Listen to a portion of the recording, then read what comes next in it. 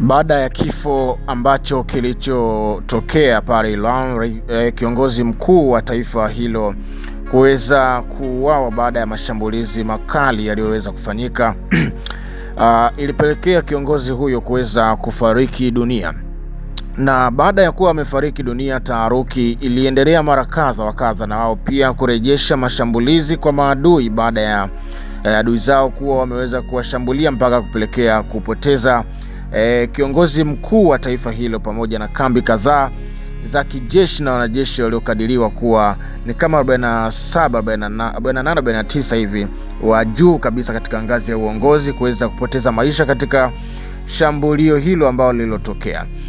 Sasa baada ya kifo cha mheshimiwa huyo kiongozi mkuu wa taifa hilo, mazishi yalikuwa yamepangwa Machi 4. Sasa kuna mabadiliko kidogo ambayo yameweza kutangazwa na taifa hilo, na ungependa kujua kwamba mabadiliko hayo ni kwa kiasi gani yameweza kubadilishwa, basi najua kabisa utakuwa na hamu ya kutaka kuweza kujua ni lini ambapo yamesogezwa mbele au yamepunguzwa muda wake. Basi fanya jambo la msingi kwanza. Hapo chini ya video hii kuna neno limeandikwa subscribe, ukibonyeza tu utakuwa ni mtu ambaye utakuwa ukipokea taarifa zetu kila wakati, ukitani on notification unakuwa wa kwanza kuona na unakuwa wa kwanza kabisa kupata taarifa zetu.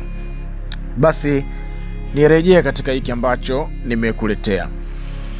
Mazishi ya kitaifa ya kiongozi mkuu wa Iran Ayatollah Al-Khamenei yalipangwa kufanyika Machi 4.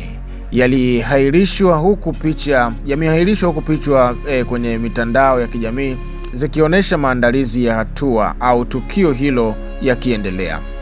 Serikali ya Irani haijatoa sababu rasmi ya kuahirishwa kwa mazishi, lakini ripoti zinadai sababu zinazohusiana na utaratibu wa maandalizi ya usalama wa umati wa watu, hali ya kisiasa. Kifo cha Ayatollah Khamenei kiliweza kutokea maeneo ya Iran pale, na Iran kwa sasa ni miongoni mwa mataifa ambayo yako katika historia hiyo. Kimesababisha mijadala mikubwa sana kifo chake kuhusu urithi wa uongozi wa juu na mustakabali wa nchi hiyo ama taifa hilo la Iran.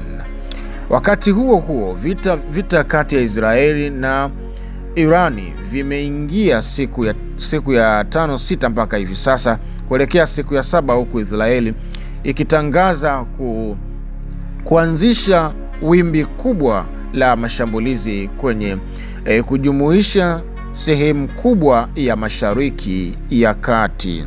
Aidha, serikali ya Iran inatarajia kutangaza tarehe mpya ya mazishi wakati wa mpangilio wa usalama na maamuzi ya umati wa watu yakiwa yameimarika. Nadhani hiyo ndio taarifa ambayo nimekusogezea kwa wakati huu. Hapa kwa uchambuzi wa ndani na wa juu zaidi, ni kukaribisha nawe pia uchambue kwa kutoa maoni yako, lakini pia tuweze kusema kwamba kile ambacho kimeweza kutokea katika taifa la Iran na mabadiliko haya kutoka siku 40 za mazishi mpaka kufikia maandalizi kwa hivi sasa, nini ambacho unadhani kwamba maoni yako ni kipi ambacho ungeweza kuzungumza kutokana na hivi vita ambavyo vinavyoendelea vinavyohusisha mataifa haya matatu, Israel, Iran pamoja na taifa la Marekani, ambapo waanzilishi wa vita kuvamia katika taifa la mwenzao ni Marekani pamoja na Israel.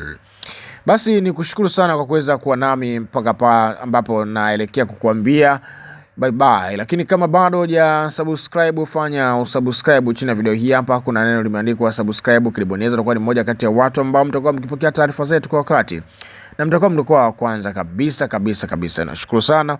Hadi wakati mwingine tena, wakati huu ni watakia wakati mwema. Bye bye.